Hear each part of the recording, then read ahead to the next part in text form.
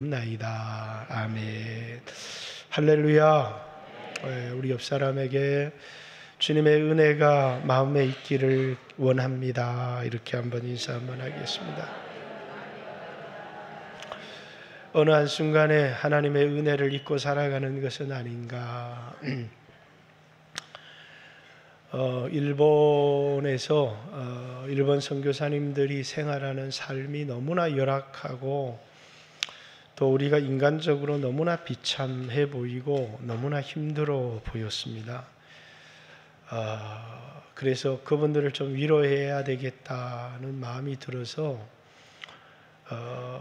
준비한 설교가 하나님이 아들을 세상에 보내셨지만 그 아들이 하나님의 아들이 이 땅에서 당할 모든 그런 모욕과 멸시와 천대와 십자가를 아버지는 아셨지만 여러분과 저를 구원하기 위해서 그 사랑하는 하나밖에 없는 독생자를 세상에 보내신 것처럼 하나님께서 일본 땅의 영혼을 구원하기 위해서 여러분들이 이 땅에서 멸시를 받고 천대를 받고 하지만 여러분이 소중하지 않기 때문이 아니라 하나님이 너무너무 소중히 여기는 사람들이지만 여러분들을 이 세상에 또 여러분들을 이 일본 땅에 보내셨습니다. 여러분을 향한 하나님의 사랑, 여러분을 향한 하나님의 마음을 좀 여러분들을 얼마나 소중히 여기는지를 알았으면 좋겠다 해서 그 설교를 한번 했는데 한 선교사님이 이 설교를 듣고 저를 찾아왔어요. 그리고 이제 자기 이야기를 하시더라고요. 대만에서 선교를 하다가 비자가 나오지를 않아서 그래서 이렇게 일본에 오게 된 과정을 이야기를 하면서 근데 일본에 와서 10년이 넘는 동안을 여기서 생활을 하면서 하나님이 이제 보내서 왔는데 보냄을 받은 사람으로 이 땅에 와서 하나님이 본인을 통해서 어떤 일을 하셨는지를 이야기를 할 줄을 알았어요. 근데 이분이 그냥 하나님이 보내서 이 땅에 제가 기억하기로는 15년인데 15년 동안 머물렀다는 거예요. 나 이 땅에 15년을 머물렀습니다. 그렇게 얘기를 해요. 그래서 그냥 그렇게 들었습니다. 이분이 여기서 15년을 사셨는데 열매는 별로 없었나 보다.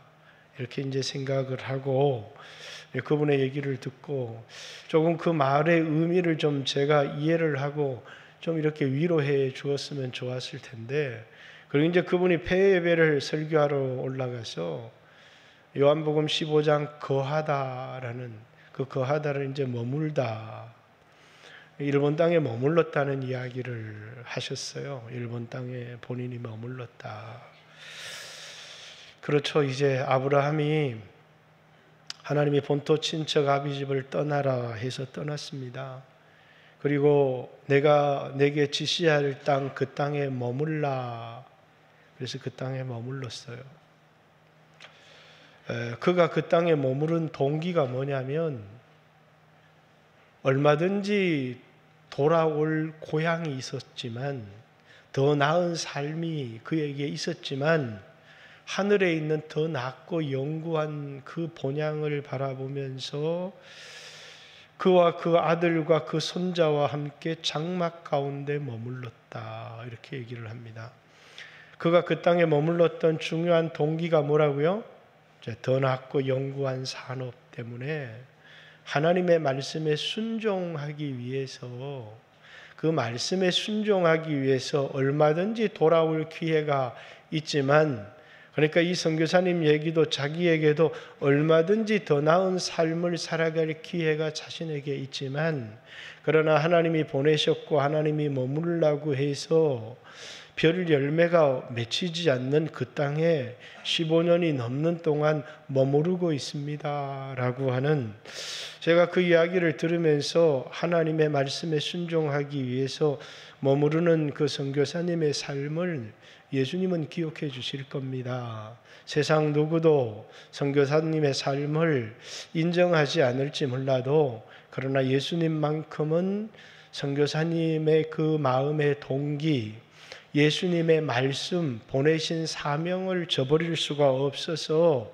이 땅에 머물러 있는 선교사님의 그 삶의 동기를 예수님만큼은 이해해 주실 겁니다. 이렇게 그분이 나에게 어떤 의미로 이야기를 했는지를 알았다면 그렇게 좀 위로를 해 주었을 텐데, 얘기를 듣는데 그 말이 잘 이해가 안 됐어요. 왜냐하면 그냥 하나님 말씀에 순종해서 이 땅에 머물렀더니 하나님이 이런 열매를 맺게 하셨습니다. 이렇게 얘기를 하는 것이 이제 정상적인 스토리잖아요. 그런데 그냥 그분은 자신이 이 땅에 머물렀다는 얘기만 하셨어요.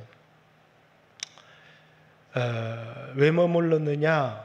그 동기도 잘 설명하지는 않으셨는데, 이제 그분은 주님이 가라고 하셨고, 또 주님이 보낸 그곳에 정말 힘들고 고통스럽게 살아가고 있지만 이제 그곳에 주님의 말씀에 순종해서 머무르고 있다는 이야기였습니다. 저는 이제 올 9월 2일이 되면 이제 마산 영광교회에 온 지 29년이 됩니다. 짧지 않은 시간이죠. 제가 주님으로부터 이제 보냄을 받아서 온 사람인데 29년 동안 제가 이곳에 머무르면서 하나님이 29년의 삶 중에서 하나님이 얼마를 기억해 주실까? 어떤 부분을 하나님이 기억해 주실까? 하나님이 저에게 말씀을 연구하라고, 말씀을 가르치라고, 말씀을 준행하라고 에스라서 7장 10절의 말씀을 사명으로 주셨는데, 에스라가 말씀을 연구하고 또 가르치고 준행하기로 결심했다. 그래서 저도 이제 이곳에서 말씀을 연구하고 준행하고 가르치는 삶을 살았는데 이런 생각을 했습니다. 내가 말씀을 연구한 걸 하나님이 기억해 주실까? 또 내가 말씀을 가르친 걸 하나님이 기억해 주실까? 그리고 마음속에 말씀에 순종한 것은 기억해 주실 것, 성령의 감동에 순종한 건 기억해 주실 것 같은데 말씀을 연구한 게 상이 될까? 또 말씀을 가르친 게 상이 될까? 그런 생각, 이 모든 말씀이 순종이었기 때문에 하나님이 상을 주실 것이다, 그런 기대를 가지고 있습니다마는 결국 우리에게 가장 확실하게 우리 인생에 남는 것은 하나님으로부터 받은 말씀, 그리고 그 말씀에 순종한 삶만이 우리에게 영원히 남는 것이다 라는 사실입니다. 어떤 사람 1000년을 사는 사람이 없지만 1000년을 살아도 하나님 앞에 하루도 기억되지 못하는 사람이 있습니다. 그런데 인생이 딱 하루밖에 남지 않았는데 그 하루를 하나님 앞에 기억되는 영원한 삶을 살아가는 사람도 있습니다. 인생이 얼마나 기냐라고 하는 것이 중요한 게 아니라 우리 인생에 주어진 그 시간을 얼마나 값지게 사용하느냐라는 게 더 중요하다는 겁니다. 그래서 이제 베드로전서 1장 7절에는 너희 믿음의 확실함, 너희 연단된 믿음은 뭐보다 귀하다고 얘기하느냐면 이제 불로 연단하여도 없어질 금, 그러니까 정금입니다. 불로 연단된 금은 정금인데 이 정금이 없어질 금보다도 너희 연단된 믿음이 더 귀하다, 이렇게 얘기합니다. 이 당시에만 해도 금이, 오늘날은 금이 많이 흔합니다마는 금은 너무너무 소중한 것인데, 그런데 너희 연단된 믿음은 정금보다도 더 귀하다. 왜 더 귀하냐? 그리스도께서 나타나실 때 영광과 칭찬과 존귀를 얻게 하기 때문에 이 땅에서 우리의 삶을 윤택하게 하는 정금이 소중하지만 그것보다 더 귀한 것이 무엇이냐면 연단된 믿음이 더 귀하다, 이렇게 얘기를 합니다. 우리가 고린도전서 3장의 말씀을 기억하지요. 고린도전서 3장에 보면 반석 위에 어떤 사람이 집을 짓습니다. 어떤 사람은 금과 은과 보석으로 집을 짓고 어떤 사람은 나무와 풀과 짚으로 집을 짓습니다.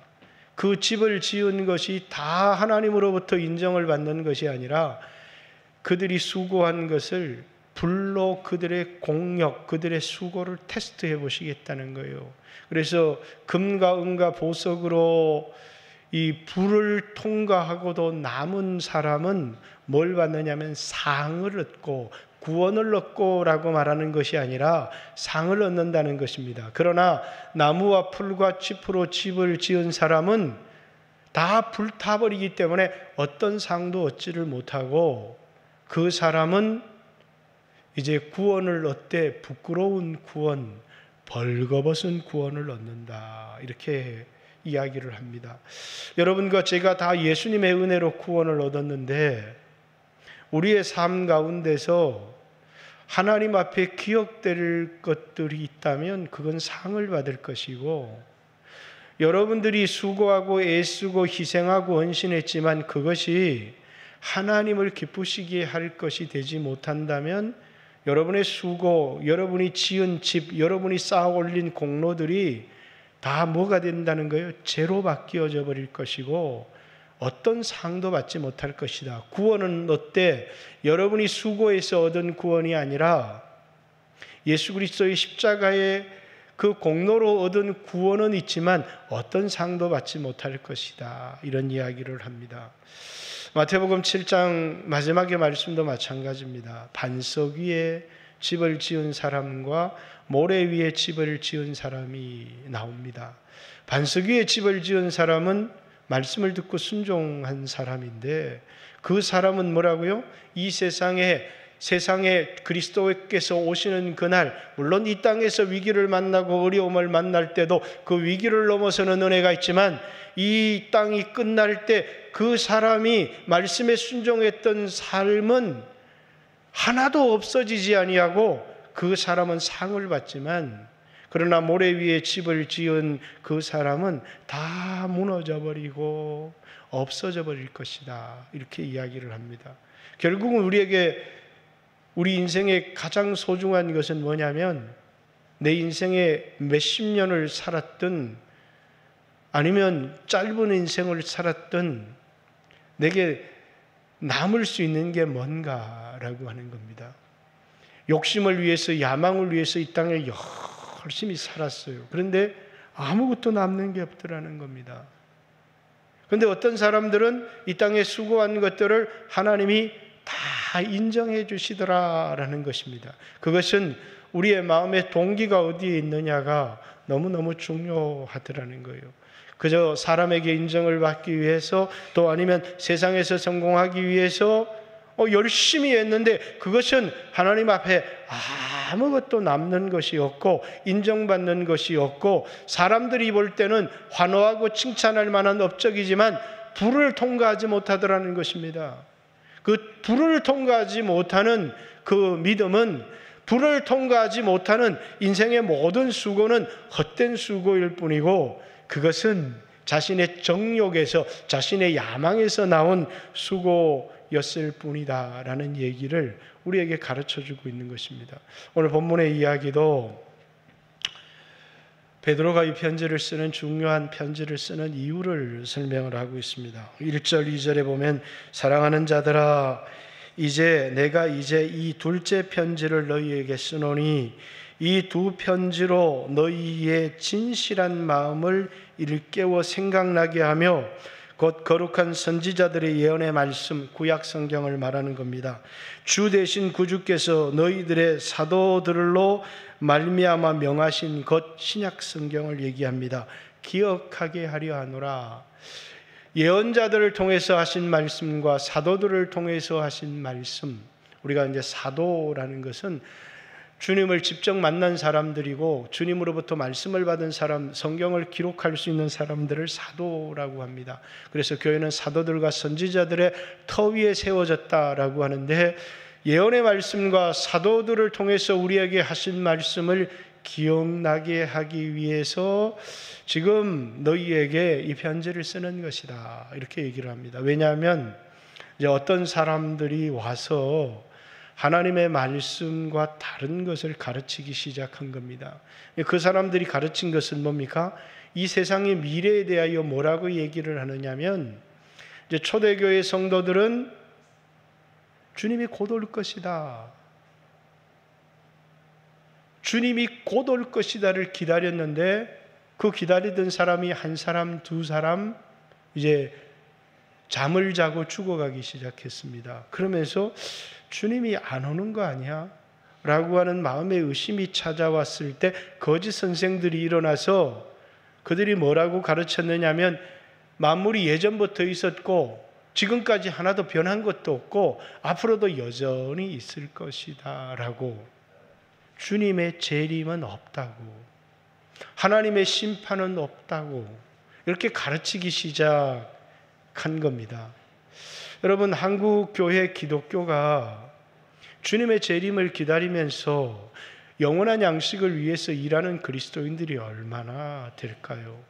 저는 한국교회 많은 그리스도인들이 재림을 믿지 않는다 이렇게 말하고 싶지는 않아요.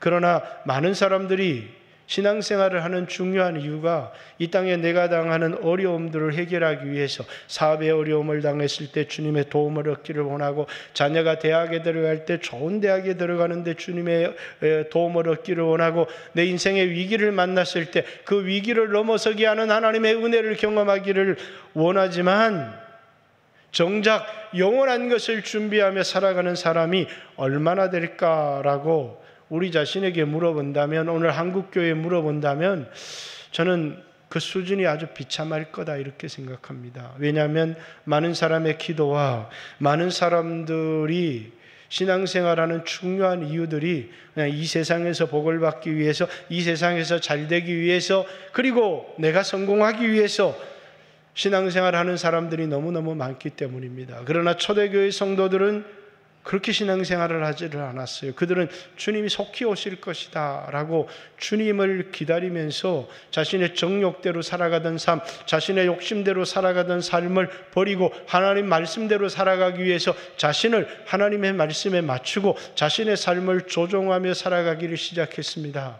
그러다 보니 당연히 신앙생활은 뭡니까? 욕심대로 정욕대로 살아갈 수 있는 게 아니라 신앙생활은 말씀대로 살아가려고 하니까 내 자신을 희생시켜야 되고 내 자신을 조종해서 말씀에 맞추어야 돼요. 여러분, 우리가 신앙생활은 결혼과 같다고 생각해요. 부부가 결혼을 하면 이기적인 남녀가 만나서 서로가 조금씩 양보를 해가면서 세상 사람들이 서로를 이렇게 맞추어 살아갑니다. 물론 그리스도인들은 이제 말씀에 맞추어서 부부가 살아가려고 하죠. 기준이 하나님의 말씀이니까 서로가 조금씩 양보하고 타협하면서 서로 맞추어 살아가는 게 결혼인데, 신앙생활은 그런 게 아니에요. 주님은 우리에게 맞출 게 없는 분이에요. 완벽하신 분이시기 때문에 그래요. 그럼 신앙생활은 뭐라고요? 내가 내 삶을 조종해서 주님의 뜻에 내 삶을 맞추며 살아가는 것이, 그래서 내가 예수를 믿었다라고 하는 건 신앙생활이 끝났다라고 하는 것이 아니라 마치 결혼한 부부와 같은 거거든요. 여러분, 결혼하니까 모든 게 끝이 나나요? 그렇지 않거든요. 너무너무 이기적이고 자기중심적인 남편을 만나니까 가정이 파탄나기도 하고, 너무너무 자기만 생각할 줄밖에 모르는 그런 아내를 만나니까 가정이 파탄나기, 대화가 되어지고 서로가 양보를 하고 서로가 이렇게 하나 되어져가는, 동행하고 동거하며 같이 걸어가려고 하면 서로가 타협을 해야 되는 것이거든요. 서로가 희생을 해야 되고 서로가 양보를 해야 되는 건데, 근데 신앙생활은 그것보다도 더 어려운 겁니다. 왜? 내 자신이 주님께 맞추어야 되는 것이기 때문에요. 신앙은 주님과 동행하며 살아가는 거거든요. 그런데 너무너무 힘든 게 있어요. 그렇게 살아가지 못하도록 우리 안에 뭐가 있어요? 욕심이 있고 재성이 있거든요. 이것이 없으면 내가 주님께 맞추고 주님의 말씀대로 살아가는 것이 나에게 유익하게 하기 위한 것이다, 주님의 사랑을 믿으면 되지만 내 안에 정욕이라고 하는, 욕심이라고 하는 것이 있기 때문에 주님의 말씀에 내 자신을 맞추며 살아간다는 것은 날마다 내 정욕을 부인해야 되고 내 자신을 십자가에 못 박아야 되는 그런 어려움들이 있습니다. 그런데 기롱하고 조롱하는 자들이 어떤 삶을 살아가는 그리스도인들요, 자신의 삶을 자신의 정욕대로 살아가고 편안할 대로 살아가고 형편대로 살아가고 그렇게 살아가는 사람들을 조롱하기 시작하는 겁니다. 뭐라고요? 세상이 예전에도 있었고 지금도 그대로 있고 앞으로도 그대로 있을 건데 뭐 예수님이 오신다고 하면서 자신의 삶을 조종하며 자신의 그런 욕망들을 희생시키며 살아가는 사람들을 조롱하고 비웃기 시작하는 겁니다. 여러분, 만약에 우리에게 재림이 없다면, 주님이 다시 오는 것이 없다면, 우리에게 심판이 없다면, 우리가 살았던 삶에 대하여서 예수님의 평가가 없다면, 회개의 날이 없다면, 성경은 회개의 날에 대해서 우리에게 분명히 얘기하고 있습니다. 구약에는 그것을 주의 날, 또 그 날이라고 표현하고 있고, 신약에도 마태복음 23장부터 25장까지 종말에 관한 설교거든요. 주님이 도적같이 오시는데 우리로 뭐하고 예비하고 있으라고, 우리로 준비하고 있으라고 우리에게 얘기하고, 준비한 자가 받을 축복과 예비하고 준비하지 못한 사람이 받을 형벌에 관해서 성경에 엄격하게 분명하게 우리에게 기록하고 있습니다. 우리에게 각각 달란트를 맡겼는데 어떤 사람은 묻어놓은 사람이 있고 어떤 사람은 그걸 가지고 장사한 사람이 있고 착하고 충성된 종아라고 하는 평가를 받는 사람도 있고 악하고 게으른 종아라고 하는 평가를 받는 사람이 분명히 있잖아요. 그래서 이 종말에 관한 설교는 너무너무 우리에게 정욕대로 살아가지 않도록, 우리 마음대로 살아가지 않도록, 마지막 하나님의 심판대 앞에서 우리가 그분에게 인정을 받으려면 우리 삶을 조정해서 하나님 말씀에 맞추는 삶을 살아가야 된다는 것. 그렇지 못할 때는 우리에게 어떤 상도 없거나 또는 하나님으로부터 받을 엄히 때리고 맞을 벌이 우리에게 있다는 것을 성경이 우리에게 이야기를 하고 있기 때문에, 그날이 무슨 날이에요? 회개의 날이기도 하고 종말의 날이기도 하고 주님이 다시 오시는 재림의 날이기도 한 겁니다. 그래서 우리 교회는 1년 중에 특별 저녁 기도회를 하는데 1년의 마지막 달 크리스마스가 있는 그 주간은 반드시 종말론적인 삶, 끝을 바라보면서 오늘 내가 어떻게 살아갈 것인지. 많은 사람들이 넓은 길을 가고 편한 대로 살아가지만 그 끝을 바라보고 좁은 길을 걸어가는 사람들이 있다는 거예요. 어떤 사람들요? 자신의 삶을 말씀에 맞추며 살아가는 사람들. 육체의 정욕을 따라 편한 대로 살아가는 것이 아니라 내 삶을 조정해서 말씀대로 살아가려고 하는 사람들이 끝을 바라보고 오늘을 살아가는 그런 사람들이다라는 사실이에요. 그런데 만약에 심판이 없다면요, 거짓 선지자들이 일어나서 뭐가 없다고요? 심판이 없다. 세상의 미래에 대하여서 오늘 있던 것처럼 이 자연 세계가 영원히 지속될 거라고. 그러나 우리는 어느 날 주님이 오실 것이라는 사실을 믿습니다.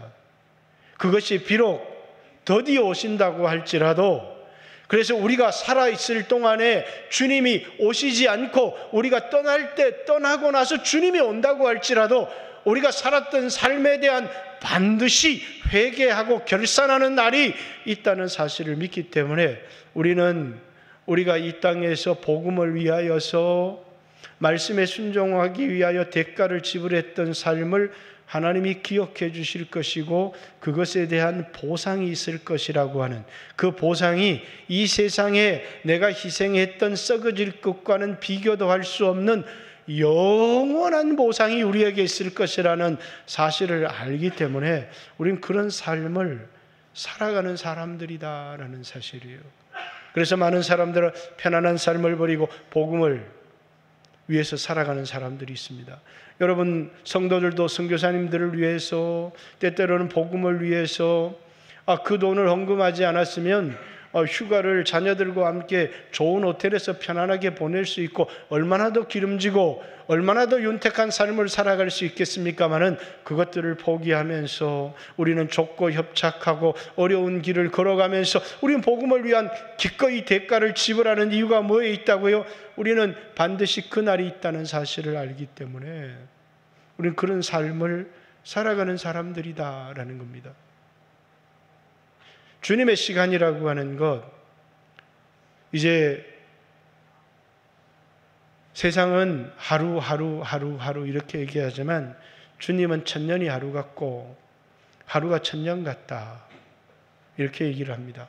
그게 주님의 시간이라는 거예요. 그래서 주님이 속히 오리라 이렇게 얘기를 했지만 사람들이 생각하는 것처럼 오늘 벌써 2000년이 넘는 시간이 지났지만 주님은 아직 오시지 않았어요.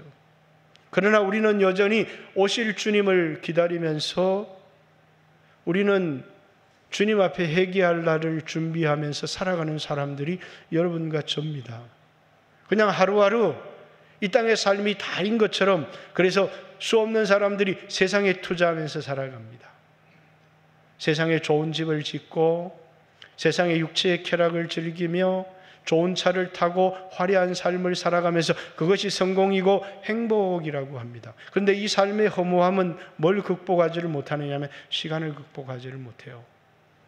70년, 80년이 지나면 어떤 사람도 나이를 이기거나 시간을 이길 수 있는 사람이 아무도 없고 또 그 사람은 생의 마지막, 생의 끝을 맞이해야 될 뿐만 아니라 그것이 끝인 줄 알았는데 그것이 아니더라는 거예요. 내가 누렸던 모든 것들이 내 것이라고 생각하며 살았는데 주님이 네 것이 아니고 내 것이었다고, 너에게 맡긴 것이었다고 라고 얘기를 하면서 내가 지금까지 도덕질하며 내가 유용했던 모든 것들에 대한 책임을 주님이 우리에게 묻는 날이 있다는 사실이에요.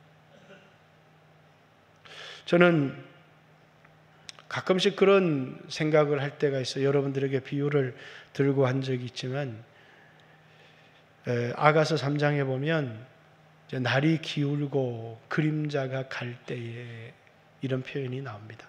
날이 기울고 그림자가 갈 때에 그 역사가 저물어가는, 하루가 저물어가듯이 인류의 역사가 저물어가는 그때 나는 몰약과 유황의 작은 산으로 가리라. 이 산, 주님을 만나는 곳인데 뭐가 있고요? 거룩함이 있고 또 썩지 아니할 것이 있는 곳으로 나는 가리라. 나는 영원한 것을 추구할 것이다. 이렇게 얘기를 합니다. 인류의 역사도 지고 있고 우리 개인의 역사도 저물어가고 있지만 그때 나는 어떤 삶을 살아갈 것이냐? 50이 되고 60이 되고 70이 되어져 가면서 점점 더 세상의 쾌락에 목말라 하는 삶을 살아가는 것이 아니라 나는 그때 세상에 수없는 사람들은 분주하고 바쁘고 정신없이 세상의 것을 더 가지기 위하여 살아가지만 나는 조용히 세상을 등을 돌리고 몰약과 유황이 있는 작은 산으로 하나님을 만나고 썩지 아니할 것, 영원한 것, 기도가 있는 그곳으로 나는 갈 것이다 라고 하는 이 아가서 저자의 결단, 세상은 그렇게 살아가지만 나는 그렇게 살아갈 겁니다. 해변에서 아이들이 막 두꺼봐 헌집 죽게 새집 다고 그런 노래입니까? 잘 모르겠어요. 많은 집을 짓습니다. 그러나 이제 우리의 이름을 부르는 개똥아 이렇게 저녁이 되면 부모가 부릅니다. 이거 다 두고 가는 겁니다. 이 땅에서 지었던, 이 땅에서 내가 투자했던 모든 것들은 아무런 의미가 없는 거예요. 땅 따먹기를 해서 많은 땅을 얻었지만 부모가 부르는 그 순간에 내가 얻었던 땅은 아무런 의미가 없는 거예요. 왜? 내가 투자했던 회사가 망하면 내가 투자한 모든 주식이 종이가 되듯이 우리가 세상에 투자하고 인생을 살았는데 그 세상이 멸망하는 날이 있고 세상이 심판을 받는 날이 있다는 겁니다. 그런데 세상에 많은 사람들은 모두 이 땅에 올인을 한다는 거예요. 그러나 여러분과 저에게는 이 땅에 올인하는 삶을 사는 게 아니라 너희 보물을 하늘에 쌓아두라고 이렇게.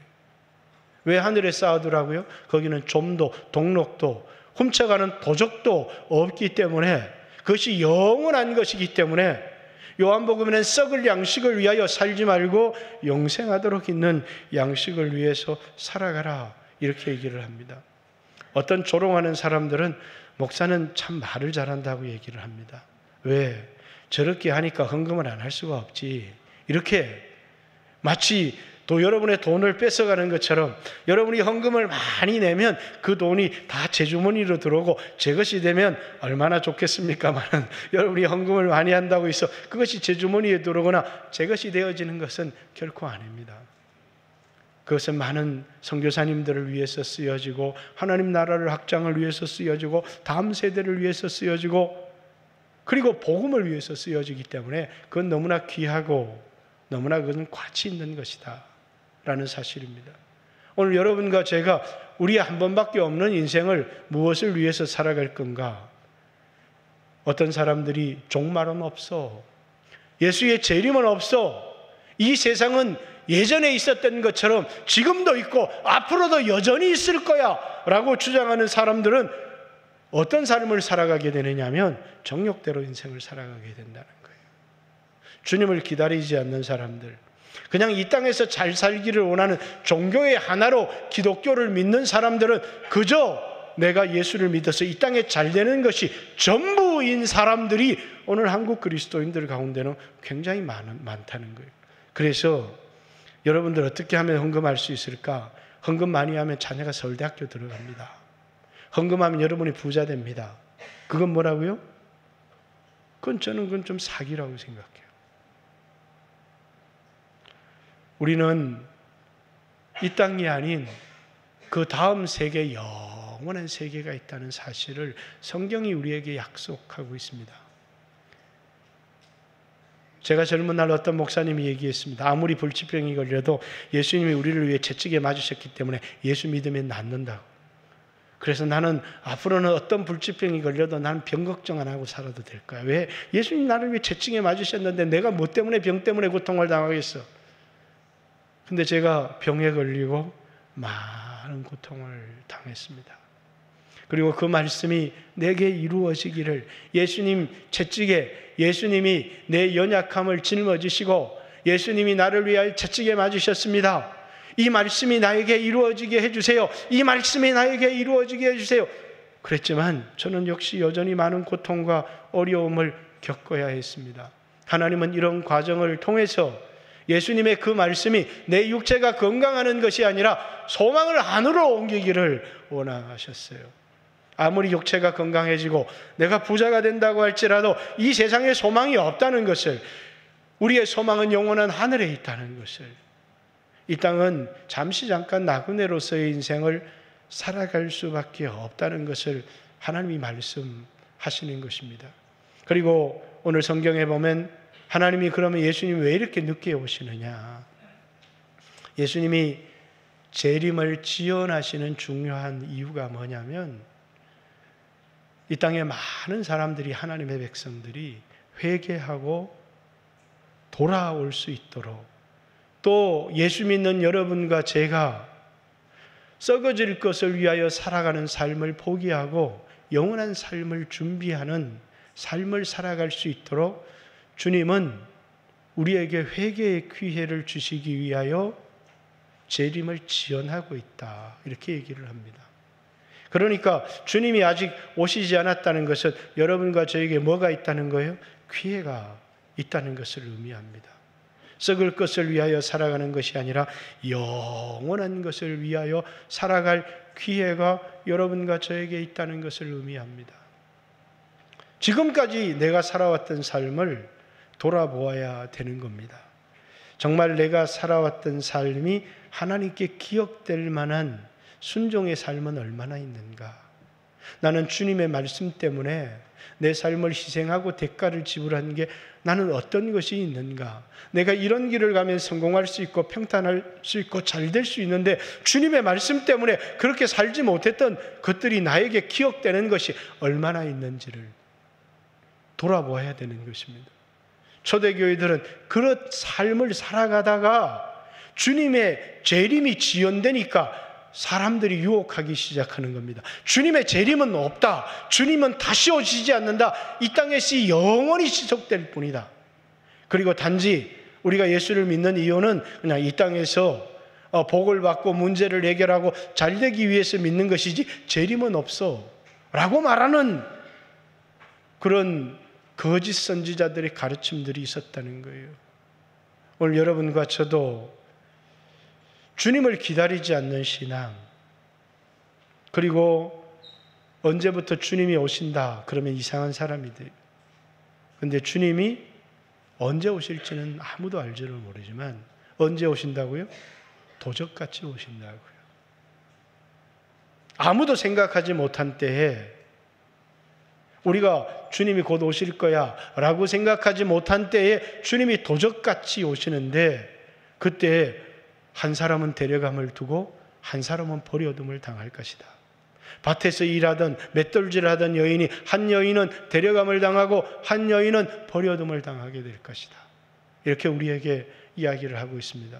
사랑하는 성도 여러분, 오늘 여러분의 신앙은 어떻게 살아가고 있습니까? 그저 오늘 내 육신의 형편이 전부가 되어져 버린 사람들. 그래서 오늘 우리는 하나님의 이 재림 앞에서 내 오늘 가지고 있는 소유, 사회적 지위, 또 나의 육신의 편안함, 그것을 넘어서서 나는 주님의 말씀에 순종하고 있는가. 그래서 일본 땅에서 너무나 비참하게 살아가고 있는 그 선교사님들의 삶이지만, 그분들은 주님의 말씀 때문에 주님이 가라 하시는 말씀에 순종해서 갔고, 주님이 머물라 하는 말씀 때문에 거기에 머물러 살아가고 있는 그 사람들의 삶이 자신의 영혼이 부유하고 잘된 사람들이 아닐까요? 오늘 나에게 주신 주님의 말씀은 무엇이었습니까? 나에게 주신 주님의 말씀의 부담은 무엇이었습니까? 우리는 가라는 말씀, 머물라는 말씀, 아니 우리에게 주신 모든 말씀이 그만 부담이 되고 내 삶의 짐이 되어서 내려놓아 버리고 정욕대로 원하는 대로 살아가면서 우리가 주님이 말씀을 주시면 아멘, 아멘, 아멘 이라기보다는 주님 저에게 이거 해주세요, 주님 저에게 이것 해주세요, 주님 저에게 이것 해주세요라고 하는 주객이 전도되어진 그분이 주인이시고 그분이 말씀하시고 나는 그분의 말씀을 듣고 아멘으로 순종해야 될 그 신앙이 주객이 전도되어서 나는 그분에게 요구하고 그분은 내 요구를 들어주지 않으면 안 되는 그런 신앙으로 우리 자신이 변질되어 있지는 않습니까? 듣고 있나요? 주인의 음성을? 그 주인의 음성 때문에 내 삶을 조종하고 있나요? 아니면 이 세상의 풍요로움에 쏘가서 이 세상 모든 것에 우리 자신을 올인하고 있지 않나요? 나이가 50, 60, 70이 되어져 가면서 이 땅에 우리의 살 날도 그렇게 길게 남지 않았습니다. 우리에게 많은 기회가 있는 것이 아니다라는 사실을 여러분이 혹 주님 앞에 섰을 때 나는 듣지 못하였습니다 라고 한 사람도 말할 수 없도록 제가 오늘 여러분에게 분명하게 견고하며 말하는 것입니다. 그 날이 도적같이 이를 것입니다. 그리고 여러분이 살았던 모든 삶을 주님 앞에 숨김없이 하나하나 다 내어놓아야 될 것이고, 그리고 우리는 주님의 말씀에 순종하기 위해서 그분과 동행하는 삶을 살아가기 위해서 그분을 기쁘시게 하는 삶을 살아가기 위해서 내 자신을 조종한 사람들이서 희생한 사람들, 영원한 상을 받을 것입니다. 그 믿음을 연단된 믿음, 이 연단된 믿음은 불로 연단된 정금보다 더 귀하다. 그래서 주님이 나타나실 때에 칭찬과 존귀와 영광이 있으리라 이렇게 얘기를 합니다. 오늘 여러분과 제가 우리의 남은 삶을 그렇게 살아가기를 원하고 그저 우리의 자녀들을 세상에 잘 되도록 세상에 좋은 대학을 가도록 하는 것이 아니라 영원한 것에 대한 소망, 썩지도 않고 쎄하지도 않고 더럽지도 않는 없어지지도 않을 영원한 것에 대한 소망을 우리 자녀들의 마음속에 심어 주었으면 좋겠어요. 우리의 자녀들의 마음속에 아무도 이것을 심어줄 수 없지만 목사의 얘기는 뭐라고요? 거짓말이야. 그러지만 나를 사랑하는 내 아버지가 하는 얘기, 나를 사랑하는 내 어머니가 하는 얘기는 비록 좀 무식하게 들려질 수도 있고 부족하게 들려질 수도 있지만 그 말은 진실한 얘기. 나를 위해서 한 얘기거든요. 저는 주님이 우리를 사랑하지 않았다면 저는 주님의 말씀을 믿지 못할 겁니다. 그러나 주님은 여러분을 사랑하셨고 저를 사랑하셨어요. 그 사랑이 십자가를 통해서 우리에게 증명되셨습니다. 그리고 주님의 이 모든 말씀은 우리가 믿고 신뢰할 수 있습니다. 이 말은 결코 우리를 이용하기 위한 말이 아니라 영원한 미래를 준비하도록 우리를 위해서 하신 말씀이라는 것을 기억하고, 여러분의 인생의 시간이 더 지나가기 전에, 아니 여러분의 인생의 기회가 사라져버리기 전에 여러분의 마음속에 주님과 동행하는 삶, 주님과 동행하려면 뭐 해야 된다고요? 나를 그분께 맞춰야 된다고요. 결혼은 했지만, 관계는 유지하고 있지만 마음으로 주님께서 멀어져 버린 사람들. 그래서 오늘 주님과의 친밀한 관계가는 없고 법적인 부부관계만 남아있는 사람들처럼 하나님과의 관계도 뜨거웠던 첫사랑은 없고 뭐만 남아있느냐? 법적인 관계만 남아있는, 형식적인 관계만 남아있어서 신앙생활하고 주일 성수하고 10의 1조를 드리고 하는 사람들이 있지만 주님과의 사랑은 사라져버린 사람들. 그런데 그건 어떻게 회복하느냐? 주님과 동행하는 삶을 살아가려고 할 때. 이 주님과 동행하는 삶을 살아가려고 몸부림칠수록 너무너무 힘든 게 하나 있어요. 그게 뭐냐면 내 안에 있는 사르스, 정욕이.